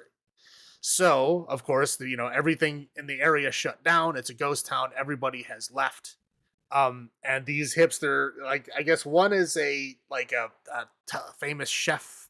The other one is like a restaurateur, I think. I don't. It doesn't really matter. They're essentially bidding off buildings to make a new town. Right. Yeah. So Probably they're bought the town basically for like $1,000. right. It's like a hipster gentrification auction. Is Yeah. what's happening. So there's a party bus of all these hipsters going down there to bid on all these ghost town places to make this like a new hip place for hipsters to be ironic in, right? Yeah. So anyway, but that they're not on the party bus. They are on their own thing. So there's the dude who's the cook and his fiance. I don't remember his name. I guess I don't whatever. And then Mel is the restaurateur girl. She is there with her little sister. The little sister, I guess the really only interesting thing to know about her is she is actually a survivor of a school shooting. So where that she got actually shot in the school shooting and survived, and now has like some kind of PTSD and is, from what we gather, not doing well in life because of it. You know, as you would imagine. Yes, I was like, I would not blame her in any way, and I don't think they do either. No. But anyway, she's bringing her along to give her like a kind of a change of pace type of thing. As we learn a little bit later in the movie, it doesn't sound like they have the best relationship with their parents. And so the older sister's kind of like watching her or living with her, whatever. We don't get a whole lot of information there, but whatever. It's a not a good situation for anybody. So they're all driving down there in their fancy electric car. They stop off at a gas station, and we see that those murders happened in this world. So that the original Texas Chainsaw Massacre did happen. Only the original one. Right, correct. Yeah, only the original one. They tried to find Leatherface, they could not find him. But it has become like a true crime legend, right? Right. So of course they're going to this like, gas station rest stop on the way down there, and they go in there and there's like, t-shirts of like, I love Texas with the chainsaw on it, and there's like chainsaw corkscrews. And like, it's like basically they're, doing the shit that our world does with shit, where like when you go to like, white church in England, there's like Jack the Ripper shit everywhere. It's that kind of stuff, right? So he's actually like watching a true crime thing on TV where they have like a artist rendition of Leatherface and what he looked like and stuff. And basically showing that, whatever, this is the capitalist world that we live in, and people are capitalizing on this true crime event. Nobody knows what really happened. It's kind of reminds me of how like the Zodiac is. So like they always show that picture of the Zodiac, and they always talk about the Zodiac shit, but like it was a real things that did happen to people, like horrible things happen to people, but it's more of seen as like a weird true crime event now rather than like the horrible thing it was. And I think that it kind of evolved that in there. Probably where they got the idea from. Anyway, so they get a little bit of exposition where the younger daughter asked the gas station guy, well, what happened to the girl that survived? And he's like, oh, she became a Texas Ranger, and she's been hunting that guy for 50 years. But never found him. And they couldn't find him because he was wearing a mask. So what's he look like? No one knows what he looks like. Yeah, no one knows what he looks like. He was a big fat guy in Texas. Right. Yeah, good luck finding that one with that description, right? Like, nobody knows. So they essentially, they make it to the town, or I guess they had to meet up with a local Texan. The picture your stereotypical Texan, and that's what this guy is, like literally the giant pickup truck rolling coal on the electric car, carrying a gun with the Confederate flag hat and shit. Like that's the guy. So they kind of had a run in with him. When they get to the ghost town, they find out like, oh no, that was the guy that's been doing work around the ghost town to like make the storefronts look good for the bidders, right? So there's kind of a weird moment between, Mel and him to where, she's like the exact opposite of him, and they just, they're not really getting along. Well, but they made fun of his gun right in front of him. Right, yeah. But oddly enough, the younger daughter, even though obviously she's very averse to guns for obvious reasons, kind of like, gets along with him, oddly. But that's... so anyway, so they get there, the party bus gets there, they're like all doing their hipster thing, talking to the bank lady about how, oh yeah, we got all these, deeds for all these places and we're going to be selling them. This is going to be great. This is what everybody wants to see. So the younger daughter, this is when she kind of goes and hangs out with Richter, who's the guy, the Texan guy. So she hangs out with him, and you know they kind of like oddly get along. And he's like got an AR-15 just like laying out on the table, and you know, and she like you know kind of has like a PTSD moment with it, but you know she seems like they kind of get along weirdly enough. Anyway, so we cut to they see a beat up Confederate flag hanging from one of these buildings in Texas. Yeah, shocking, right? So yeah, so they you know they're like, oh well, you know the hipsters are going to be here any minute. Like they can't see this stuff, they'll freak out, right? So they go into the building to just get the flag. They go into the building and there's an old lady in there. And they're like, what the hell? What are you doing here? She's like, well, this is my house. This is where I live. This is the orphanage. You know, like I've been running this place for 50 years. And like, well, we have all the deeds for every place in this whole town. Like you can't live here. Like you were told to leave. Why are you still here? And she's like, oh, I have the deed, you know, and they're like, oh, well, let's see it. She's like, I don't have to show you nothing. You know, so they're kind of arguing back and forth. When they, you know, her voice kind of raises, we see there's this big giant dude that appears at the top of the stairs, and she's like, oh no, it's okay, go back to your room. It's all under control. So he kind of like slinks off and goes back to his room. They kind of get in a further spat about not only her flag that she's, you know, oh, it's my granddaddy's flag or something. And you know, she's like refusing to go, essentially like has a heart attack right there. You know, she's like old and she's on oxygen and stuff. She's not doing well to begin with. So like this shock to her system essentially gives her a heart attack. The police that had come to like tell her, hey, you need to get out of here. Like you were told to leave. Why are you still here? Basically now become the ambulance because they're in the middle of nowhere. So they are the ambulance.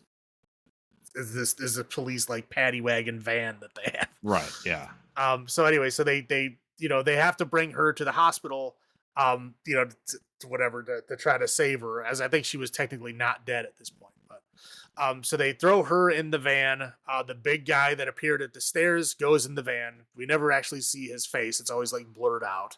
So like immediately we all kind of know who this is, right? It's heavily alluded to as the who this is. But anyway, so you know he goes in the van. The cook dude is about to go in the van with him, but he's, you know, they're like, hey, you're like one of the main faces here. It's like you and the restaurateur hipster lady, like you guys got to stay. You're the part of the auction. So the fiance offers to stay. She's like, this is your thing. I'll go with to the hospital. I'll keep you informed what's going on. You guys just concentrate on this. This is your thing. He's like, okay, great, thanks. So it's the two cops. The sheriff guy is driving. The other deputy is in the back with the old lady and the big dude. And then the fiance lady is sitting shotgun with the cop.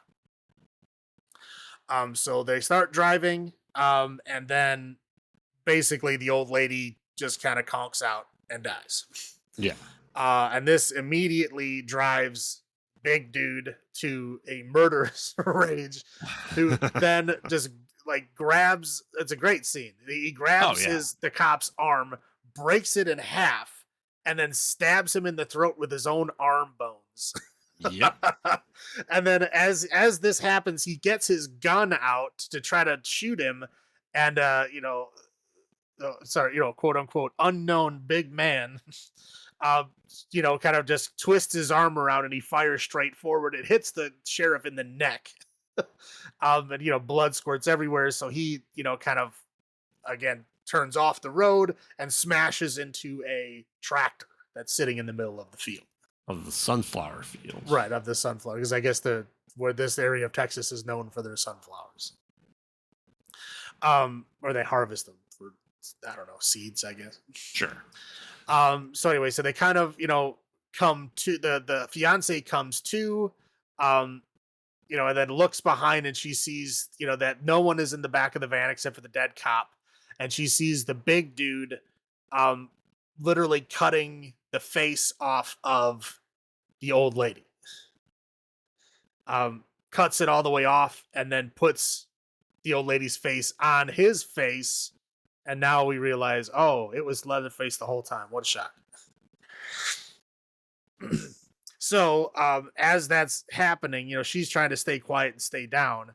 The sheriff guy actually coughs and wakes up. He's not quite dead yet. Leatherface then comes over, you know, to the cop and then just like beats him to death. Yeah. Oh yeah. Like a lot. Oh, she'll still pretend to be like unconscious or Yeah, dead. Yeah. yeah. She's trying to like pretend like she's unconscious, and then she then again tries to kind of sort of escape, fails miserably. She also gets killed. Because So she does radio, right, saying that he's wearing her face. yeah, right. Yeah, sorry. Yeah, she does radio saying that he's wearing her face. Like he killed everybody. Blah blah blah.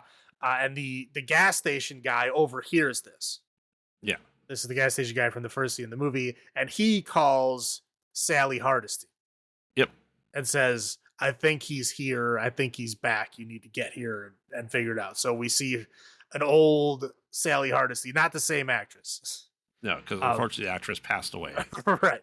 But an old lady that's a fill-in for Sally, like literally packing up her Ranger truck with guns, and then she's gonna, she pulls out a Polaroid of the original cast of Texas Chainsaw, saying like, "Oh, we'll get him," or something.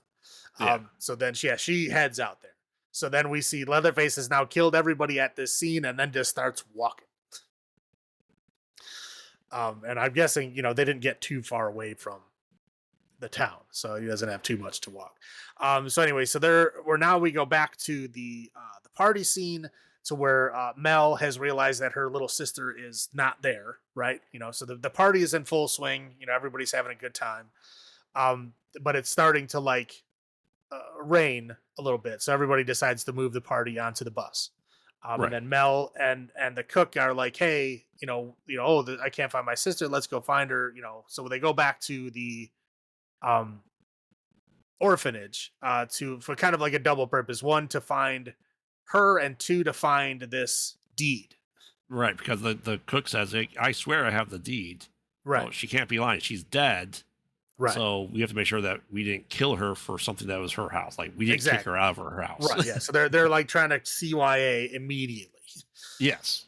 So, oh yeah, that's right. Because he got like the fiance managed to text him when she died before the shit went down. Yeah. But she said he died. But anyway, so he doesn't know the bad shit that happened, but he does know that she died. So, right. Anyway, she sees the daughter, or sorry, not the daughter, her younger sister hanging out with Richter and like having a cigarette and all that, and she gets kind of pissy about that. Did you really with him? I didn't sleep with him. Yeah. Yeah. She's like, you're like, what the fuck do you think I was doing? I went to the bathroom. Yeah, I went to the bathroom. I was having a cigarette. Calm down. So anyway, that's what we figure out, that at this point, Richter hears about the death, and at that point just literally takes everybody's keys and is like, "No one is leaving until we figure this out. Like, if you caused her death, no one is leaving. Yeah. You guys are gonna pay. You're not going back to your big city and hiding behind lawyers. Like, you're gonna pay right here." Yeah. So he takes all their keys just to make sure they can't leave.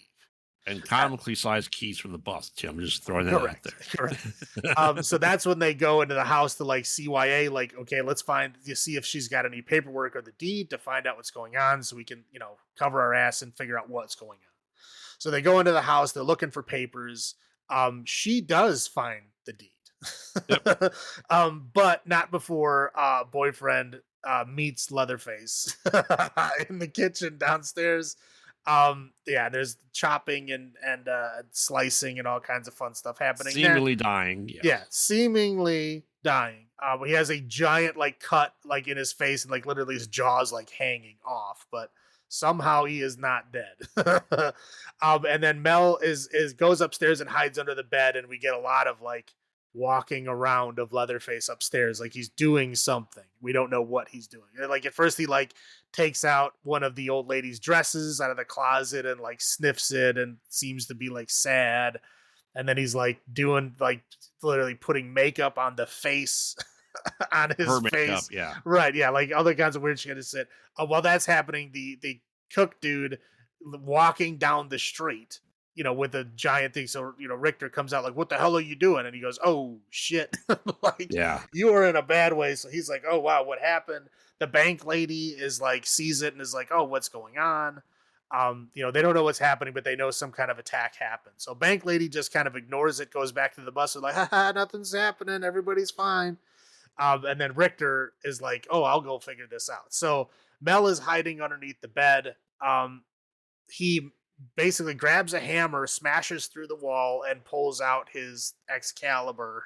Shiny new chainsaw Right. that's been hiding in the wall for 50 years. Right. Yeah, we'll get to that. Yeah, he pulls out the chainsaw and he goes to try to start it, and that's when Richter walks in, right?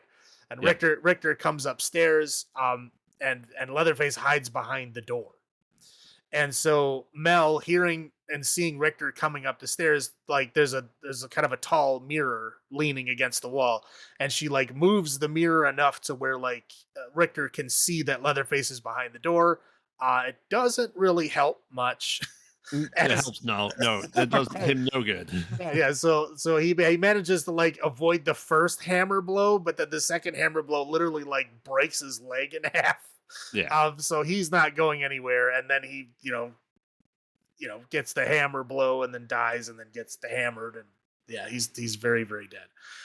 But Mel does manage to take the keys from him because he sees her hiding under the bed, and his last like kind of dying act is to pull his keys out of his pocket and try to give it to her. Right. So as soon as Leatherface leaves again, she grabs the keys. She tries to sneakily get away, but Leatherface does hear her. There's like a kind of a chase through the subfloor where he's like chainsawing through the floor. And he chainsaws through the sewer pipe, which then dumps on her, which I feel is unnecessary. I concur. It was very gross. Like, why? Here's some why? Like, don't do that. That's disgusting. So, the little sister hears her like all this going on, sees her in distress, opens up the vent. They get out. They're trying to like run away. And they get in there. Or no, not yet. So that at this point they're trying to run away. This is when Sally Hardesty finally makes it to town, and she goes, "Yeah, get in the back of the truck. I'll take care of this." So she gets her gun, goes after Leatherface, and does not do much. Nope. She fires once, which is deflected by the chainsaw, and then the chainsaw just kind of like guts her, and then she just kind of falls in the garbage.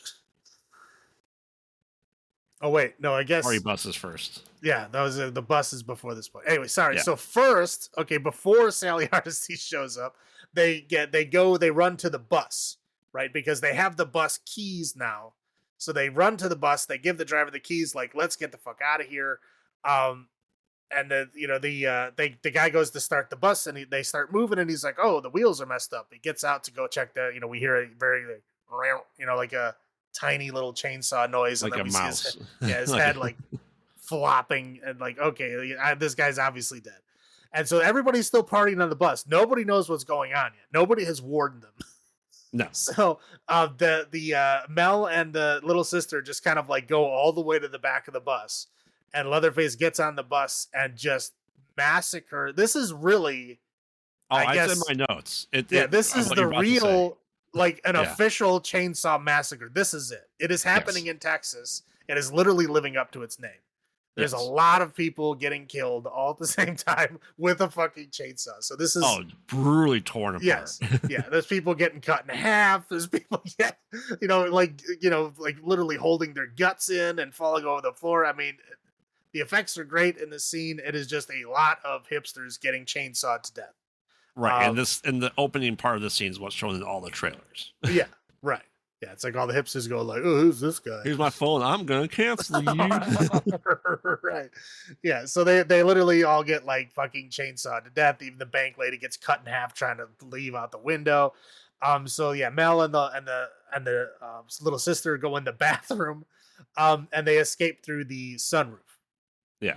Or I guess there's a like moon sunlight, the moonroof in the bathroom somehow, because that's not where the peepers would be. Anyway, whatever, it doesn't matter.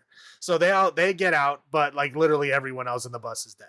Like there's like a river of blood in the bus. So they get out. Okay, this is when the Sally Hardesty part happens. She goes, get in the back of the truck. I'll take care of this. She goes out, shoots once. He deflects it with the chainsaw, and then gets chainsawed in the stomach and gets knocked into the garbage. And then, they manage to get to the driver's seat of the truck and then drive, and then again manage to crash the truck into the Richter's garage. Yep.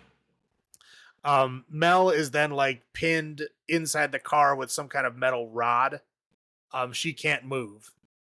But she distracts Leatherface long enough for the younger sister to get away. And then we get this kind of long chase sequence like through an old theater, which Yeah, has a with like the pool in it. yes, but with like chainsawing, here like echoing, trying to figure out like he's toying with her. Right. Yeah. So I will say, like, most of the time when Leatherface is chasing someone, his chainsaw is obviously not running, and then Yes. it's miraculously running every time he appears. Right. But this time you can actually hear it running the whole time. Like it's like he's definitely walking around in there. So yeah, there's kind of a cat and mouse, fighting back and forth. Where they finally like get outside again, and then Sally shoots him with the shotgun, and then she gets the shotgun and then shoots him a couple times, but not enough to knock him into the pool. And then the Mel shows up, somehow surviving the metal in the leg in the thing, and then she has the chainsaw, and then she like chainsaw uppercuts him. Right. She learned how to use a chainsaw by watching Dennis Hopper in Texas Chainsaw 2. Yeah. It's like she doesn't like. I would just go with the stab, like just move forward with the chainsaw. But no, she does this chainsaw uppercut thing. But anyway, it knocks him into the pool, and they're like, "Oh, look, he's dead. That's great. Everybody's happy." So they go outside. It's all sunny and nice, like, oh, the horror is over. We get in our electric car, we put in the autopilot on, and then Leatherface is not quite dead. And he pulls Mel out of the car and just cuts her head right off. Yep. And then does his kind of, I guess, the Leatherface wiggle, I guess we'll call it. Yes. And then the younger sister is just kind of stuck in the autopiloting car, watching, slowly driving away, watching her, dead sister, and then Leatherface wiggling around. So I guess this would also be the first film where like Leatherface is like defeated. Oh no, I guess the third one he was too. Right. But there's a post-credit scene. Did you watch it? Yeah. I don't remember what it was though. He walks back to his house. Oh, that's right. Yeah, he goes back to the original house from the first one, so we can literally like restart. Pick up where we. Yes. But yes, I did watch it. I just couldn't remember what it was. So yeah, that's it. End of movie. So I mean, what were your first thoughts when you watched? I know you watched it as soon as it dropped on Netflix. I did. Yeah, I did. Because again, I thought I was watching them as they were coming out. I only missed one out of 9. That's not bad. But no. Yeah, I watched it, not expecting much at all. I mean, I really wasn't expecting anything.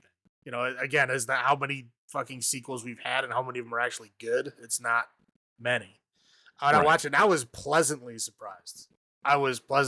This was a good movie. Like, it was one of my favorites of that whole year. Like, it was, I mean, I guess I'm kind of biased. I do like Texas Chainsaw a lot, but was it in your top 5 recap? Yeah. It was, wasn't it? If you want to go back in the notes and look, it was, because yeah, it was good. It might have been number 5, but it was definitely there. Yeah. But yeah, no, I loved it. I thought it was fucking great. I thought that bus scene was hilarious. Like as it was happening, I was like, I think this is the first time an actual Chainsaw Massacre has happened. Like, I know they call them Chainsaw Massacres, but this is the first one that actually is real. Yeah, spoiler, that's definitely on my highlights. But it's an actual Chainsaw Massacre. Right. Like, it's for real happened. Yeah. But no, yeah, I was pleasantly surprised. I mean, I know Fede Alvarez was involved in this movie. He wasn't like, yes, he wasn't directly involved, but he had a hand in it. And so did Kim Hendel. Yeah. So yeah, I mean, for me, like I said, it was a kind of a, I would say a breath of fresh air after the last few that we've had. For sure. Yeah. I forgot to comment that the last one was a DirecTV made thing. This was Netflix. Well, maybe that's why I never saw anything. Because if it was direct to TV, I wasn't watching anything but streaming at that time. So maybe I missed the ads for it. But no, I it's interesting where this movie came in with everything, it's still only kind of acknowledged the first one, as they all do. And it could also say it's like, oh, it's an actual sequel. Sure, why not? But at least it didn't, as you said, didn't really retcon anything from the first movie. So no, like like the only thing that I can think of that they retconned is that I'm almost positive the narration at the end say that she went into a mental institution and died like a few years later. See, I thought it was the beginning of the second one. That I mean, maybe I don't remember. I remember it happening. It was either at the end of the first or the beginning of the second. Yeah, I think it was the beginning of the second, or both. I think it happened in both. I think they talked about her. Anyway, I think it happened in both. I want to say it did. They did say that at the end of the first one that she died a few years later. Yeah. Whatever. That was the only thing they really retconned and changed. So not much. That's fine. Right. Having like 10 people in the Sawyer house that were definitely not there. That's not cool. Right. Do you want to do your highlights first? Sure. I can do that. Yeah. The high point is, Sally finally gets some kind of redemption here, right? I mean, 9 movies and Sally never gets anything. Right. Like she kind of sort of showed up in one, right? But like, and was mentioned in a lot, but like never got any kind of chance to do any kind of revenge or anything. Nobody even tried to like have vengeance for her. It was just, I just felt bad for her. It was like, well, it was her uncle did sad. in number 2. He tried. Yeah, I guess. But I'm just saying, like, all these other movies, like, they almost always have, like, they go back to the main characters. Yeah. They never did. Sally never did. This is the first one that they actually did. So yeah, she gets like a little redemption arc. She doesn't do much, but yeah, she at did. least she gets. Let's see, she did pretty much nothing. Yeah, well, yeah, at least she got some closure. But at least she like showed up and tried to do something instead of just being a dead character. Yeah. I really like the idea of the Texas Chainsaw being the tourist trap. Like the true crime kind of Zodiac. There's like a bunch of specials and movies that are probably made about it. And that's funny to me. But yeah, I thought they did that kind of well. That was fun. The blood and gore effects were excellent. I mean, in this movie, they were very good. There's only one kind of thing that I would complain about. I'll talk about that on the low end. But it's minor. It's minor. But it's overall the effects are great. I love the cinematography in this. The angles that they film things on, the kind of artistic lens that they put on things a lot of times, like I thought it was really done with a kind of an artist's eye, and it looked good. Surprisingly, for being the 9th film in this franchise, it actually like looked fun. Like it had like a real a real cinematographer like actually doing cool stuff. And I like that it didn't pull any punches like at all. Like people are just fucking dying immediately. Like the people you would expect to be like hero characters, nope, just fucking dead immediately. Like Sally, dead immediately. Richter, you expected him, oh, he's the true Texan, he's gonna no, he gets fucking hammered in the face immediately. Yeah. Like anybody that tries to do anything just fucking dies. like the only one that gets to do anything is at the very end, the chainsaw uppercut, which is stupid. But hey, it's at least it's not the whole movie. I'll do that. I thought the ending was great. When I first watched it, I was like, really, we're gonna get like a fucking happy Texas Chainsaw ending? Like, what a bunch of shit. I was like, yeah, that's part of the reason why I like this franchise so much is there's never a good ending. Right. Everybody's always fucking dead. Leatherface is always alive. And I was kind of pissed off about that until the actual ending happened, and I was like, oh fuck yeah. I was like, that's what I like to see. Yeah, I mean the post-credit scene was great. I also liked the actual credits themselves. I thought they're kind of fun with the whole like just watching the chainsaw blade and all that. It was with the kind of synthy music going on. I thought that was great. But yeah, overall, that's what I got. What do you got? Like I said, actual Chainsaw Massacre. Right.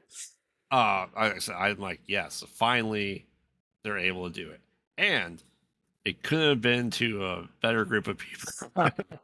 You don't like gentrification hipsters? I didn't. Okay. I'm saying it was a bold move to pretty much put no one likable as protagonist in this movie. Yeah. There's no one that you give a shit about. No. The entire time, you're just like, they're almost all Franklins. You want them just like go Right. away. Like, yeah, please shut them up. Yeah. Yeah, like I said, that was just a really good thing to just like, you didn't like anyone. Like they're all assholes in their own way. Like I said, I did like Richter. He was funny and good at what he was doing, but I said, it's a bad ending, and maybe an actual potential sequel set up to continue the franchise. So I appreciate that.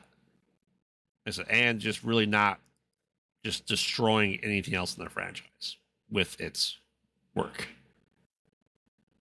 So I appreciate it for that. And and the effects were really good too. Especially, like I said, the party bus is easily one of the best scenes. Yeah. Easily. So, all right, I'll roll into my low points. I felt like, I know you liked it, but like bring Sally back to just like immediately die. It's a bold move. Yeah, I almost feel like it wasn't necessary. But we'll see. Maybe we'll retcon her again. She'll be alive again, and maybe she didn't die from her chainsawing. Who knows what the next movie will happen? Maybe she'll come back with a robot leg. Maybe. Full circle. Exactly. This controlled with an app on her phone. There you go. What's interesting is if you do a little bit of research into Leatherface's name, is he has a new name again. Which is interesting. What was that? What was it this time? Hold on, let me pull it up. It is. Is that the name that he had at the orphanage, though?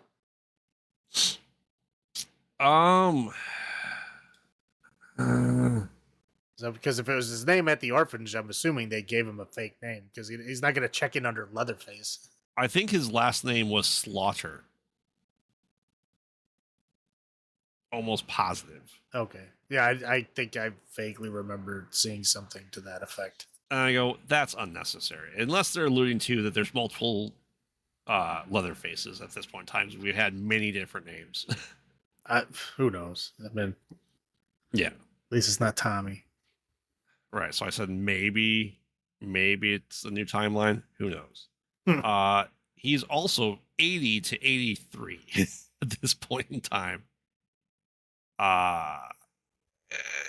Just make a new one. Doesn't have to tie to the first one. Doesn't have to be a remake. It just could be a new. Are you saying that just because Michael Myers is really old that you need to replace him too? Michael Myers, depends what timeline, whether he's human or not. Leatherface is always alluded to being human. Well, I'm just saying he could be supernatural. Yeah. Leave him alone. I mean, he's also like 14 years older than Michael Myers. Buying a whole town. Fuck you. If it's a ghost town, you can buy it for cheap. And then if you make it a destination for hipsters, they will pay you a lot of money. I know, but that the whole idea of the people that are in it, I can't stand. I mean, you're not supposed to. Yeah, that's why you're okay with them getting killed. Because if you're a hipster and you're actively trying to gentrify something, no one likes you. No one likes you. No one cares if you're chainsawed to death. Right. And I understand you can make fun of people with pickup trucks for having a small penis. Not when they have a gun and right next to you. You guys are fucking idiots. Well, again, dude, I know. A lot of these people are that bold. They think they're like protected, Yeah. They're shocked when things happen. Punched in the face and like, oh my God. Yeah, it happens. People are very bold and think that because they can get away with that shit in the city, that they can get away with that shit in the rural. And it's, not necessarily true. Right. How's the song go? Can't do that in a small town. I'll never mention it again. Don't worry. Okay. The shock and surprise that in rural Texas there was the Confederate flag. Yeah, I don't know. Well, I mean, to them, yes, I can see it being as a surprise. Richter, who was living and working there, he didn't see it as a problem at all. He didn't even like bat an eye, and he didn't realize, oh, you want to take that down until until they got there and asked him to. Like, yeah, he Right. didn't realize it, but yeah, they're from like the big city. That's to them, it's like a shock, clutching their pearls. I don't think in today's world, if we went into Texas, we saw a Confederate flag, we'd be surprised by it being there. Anytime I'm in a rural area, you see fucking pickup trucks with big old Confederate flags flapping on the back of them. It happens. Yeah. Yeah. And I don't. Okay, maybe I'm weird, but I don't keep my deed to my house in my house. Do you have the deed to your house, or does the bank have the deed to your house? Well, the bank has it, but it'd go into like a fireproof lockbox in a bank somewhere. Well, you're also not in a ghost town, and you're also not like 90 years old. Right, and I'm surprised you even have the deed, quite honestly. Well, yeah. That's really it that I have for the low points. What about you? Yeah. I mean, hipster gentrification. Nobody likes that. But I will say, if you keep a chainsaw in a wall for 50 years and pull it out, it is not going to start. I'm sorry. What? It You will think the gas not would happen. be good? Even if you just add gas to it, dude, you need to do some maintenance, man. It's not going to just fucking run. Like, if you've ever had a lawnmower and it sits for like a couple of years before you start it, it takes a lot of work to get that fucker to start again. Hell, I have lawnmowers that don't start after starting it. Right. After I turn it off. Yeah, like, yeah, they're like, oh, it's only been sitting for winter and it doesn't fucking start. Like, a chainsaw is sitting for 50 fucking years and it starts immediately. Well, it was a brand new chainsaw, though. It was the same model that they used in the first film. But it looked pretty spanking new. Well, because it was preserved at that point in history and put in a wall. And your chainsaw timer for this movie was at 49 minutes. 49 minutes until chainsaw hits flesh. Now, we always had the debate of what has more kills, hammer or chainsaws. This movie cemented the win. Oh yeah, this movie there's like one hammer kill. There's one like I don't know, deli counter slicer kill. And then there's one hammer kill, and the rest of them are chainsaw kills, and there's a lot. A gun and your own wrist bones too. But oh yeah, that's true. Yeah, I guess everybody in the van was technically hand to hand. Yeah, but this movie single-handedly put that column in the win for chainsaws. So, and I will say the other thing that I do have a complaint about, it's a minor complaint, but chainsaws don't cut that fast. Like, they will cut through you pretty quickly, but they're not like they're not like lasers. Because in this he's just like, and he's like immediately cuts all the way through someone. It's cool. Don't get me wrong. I enjoyed it. But it's just like, that's not possible. Well, the game's gonna be rusty as hell too. It's not gonna be sharp. Right, yeah, it's like that's not possible. But okay, we'll let it happen because it's cool. But yeah, it cut a bit too quick. It was cutting like it was a fucking lightsaber. Oh yeah. But yeah, that's all I got for Lopez. So, Texas Chainsaw Massacre 2022. Would you like me to go first? Sure. Okay, so this is not as good as 1, and it's, you know what, to me it's not as good as 2. To me, the fever dream that is 2 it stays at number 2 in the best of this franchise, but it is very, very close behind. I will give it an 8.5. I like this one a lot. Yeah, definitely this movie is the strongest out of the gates after 1 and 2. Like, by leaps and bounds, almost. Right.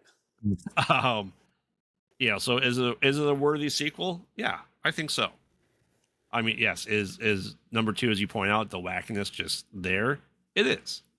I gave 9.5 and 8.75.